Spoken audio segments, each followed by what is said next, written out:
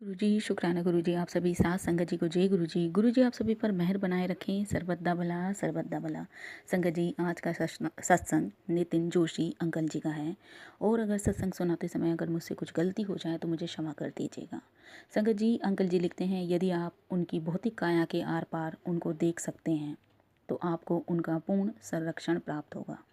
गुरुजी के साथ रहते हुए मेरे लिए यही सबसे मुख्य रहा है। महत्वाकांक्षाओं के मुँह जाल में फंसे रहने के कारण उनका वास्तविक रूप पहचानना कठिन हो जाता है। गुरुजी के साथ अपनी आशाएं पूर्ण होती हैं, यद्यपि आप जो चाहें वह सदा नहीं मिलता, क्योंकि वह आपके लिए उचित नहीं रहा होगा। परंतु इनके पीछे हम सबको अज्ञात उनकी सच्चाई है। इस मोहमाया की अजय दीवार पर चढ़कर ही आप उनकी उस संपन्नता को या सौंदर्य को देख सकते हैं, किंतु यह इतना सहज नहीं है जितना आप सोच रहे होंगे। निश्चित रूप से आपको परखेंगे। यदि मैं अनेक शब्दों का भावार्थ करूं तो वह आपको नींबू की तरह निचोड़ देंगे और वृक्ष की भांति जोर जोर से हिला देंगे। मेरे पूर्व कर्मों और संस्कारों के कारण दिव्य आत्मा ने मुझे अपने पास आने दिया। मेरे लिए गुरुजी का वर्णन करना अत्यंत कठिन है। मन भाव विभोर हो जाता है। जब गणेश उनका वर्णन नहीं कर पाए तो मैं कौन होता हूँ।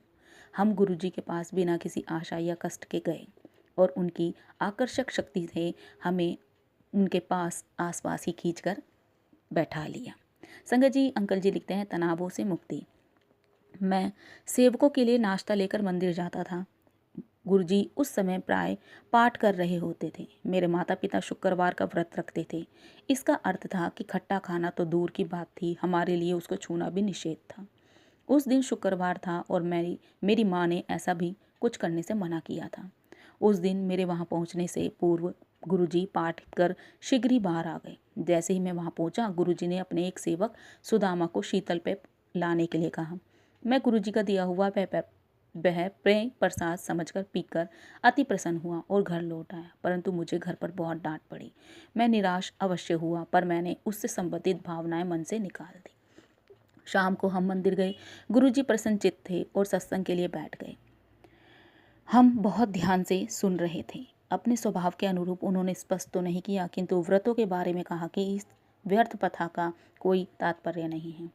साथ ही उन्होंने कहा कि आप भगवान के घर में हैं, जैसा वह कहते हैं करिए और अन्य अर्थहीन माध्यमों के द्वारा उनके पास पहुंचने की चेष्टा मत कीजिए। अंकल जी लिखते हैं, 2 क्रिकेट बॉल के आकार का लड्डू। कभी कभी गुरुजी भक्तों को सचखंड देकर उन पर कृपा करते थे। सचखंड उनका वह प्रसाद है जो चमत्कारिक रूप से उनके हाथ से प्रकट होता है। कई अवसरों पर मैंने उनके हाथ में चमत्कार होते देखे हैं। डॉलर नोट, स्वर्ण कर्ण फूल, गरम हलवा, मिश्री में लिपटी हुई बर्फी, चॉकलेट और वनीला की बर्फी, मोतीचूर और बेसन के लड्डू, हिमाचल प्रदेश की विशिष्ट टॉफी आदि। एक दिन गुरुजी एक भक्त के यहाँ भोजन के लिए गए थे। लंगर परोसा गया और प्रथा के अनुसार संगत ने गुरुजी से पहले खाया। उनके पास कुछ अधिक देर तक बैठने की कामना से मैंने शीघ्रता से लंगर समाप्त कर लिया और उनके निकट जाकर बैठ गया। वे सीधे बैठे हुए थे। उनकी कलाई उनके घुटनों पर टिकी हुई थी। मुझे प्रतीत हुआ गुरुजी प्रसाद देंगे। दिव्य आकांक्षा के अनुरूप ही सब संभव है। मुझे संभवतः इसी बात का आभास दिलाना चाह रहे थे। मेरा ध्यान उन्हीं पर केंद्रित था। लंगर के पश्चात ऐसे संगत एकत्रित हुई, वार्तालाप आरंभ हो गया। मैं गुरुजी की मुट्ठी देख रहा था। जैसे ही उन्होंने उसे खोला, उसमें से एक लड्डू प्रकट हुआ, जैसे कोई रबड़ का गोला हो, जो उनके हाथ खुलने के साथ बड़ा होता गया। पहले तो कुछ भी असामान्य नहीं लग रहा था, फिर सब कुछ समझ में आया। जैसे जैसे मुट्ठी खुल रही थी, उसका आकार भी बढ़ रहा था। संगत जी, अंकल जी लिखते हैं, भूत भविष्य और वर्तमान। मेरे पिता सेना में सेवारत थे और जलंधर से उनका स्थानांतरण हो गया था। हम सामान बांध कर रख रहे थे। लकड़ी के बक्से, लोहे के बक्से, बोरियां आदि, उन पर नंबर लगाने का कार्य शेष था और चारों ओर बिखरे हुए थे। शाम को गुरुजी घर आए। उनके प्रवेश करते ही बिजली जाने से अंधेरा हो गया। वह बोले, इमरजेंसी लाइट 13 नंबर बक्से में है। गुरुजी संभवतः ऐसे बोलते हैं कि लगता नहीं कि उसमें कुछ भी विशेष है, जब तक आप उस पर विचार नहीं करें। सामान पर नंबर भी नहीं लगे थे।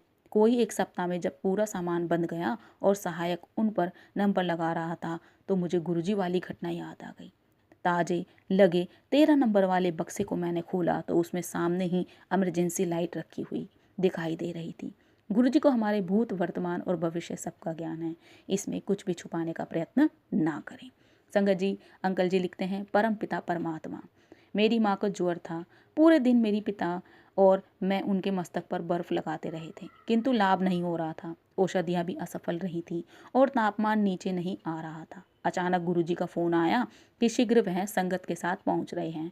कुछ लोगों के साथ आए और शीघ्र माँ के कमरे में जाकर बोले, चल आंटी, कुछ नहीं होया, और उनका हाथ पकड़कर अतिथि कक्ष में ले आए।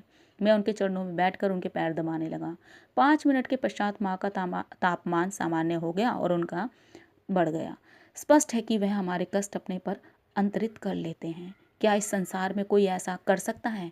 हमारे प्रारब्ध कर्म इस जीवन में हमारे सुख दुख का निर्णय करते हैं, किंतु कोई हमारे दुख अपने ऊपर अंतरित कर ले, वह ईश्वर ही हो सकता है। जय गुरु जी, शुक्राना गुरु जी। संगत जी, बहुत ही प्यारा सत्संग था और मैं आज अपनी वाणी को यही विराम दूंगी। जय गुरु जी, शुक्राना गुरु जी। ओम नमः शिवाय। शिव जी सदा सहाय। ओम नमः शिवाय। गुरु जी सदा सहाय। जय जय गुरु जी।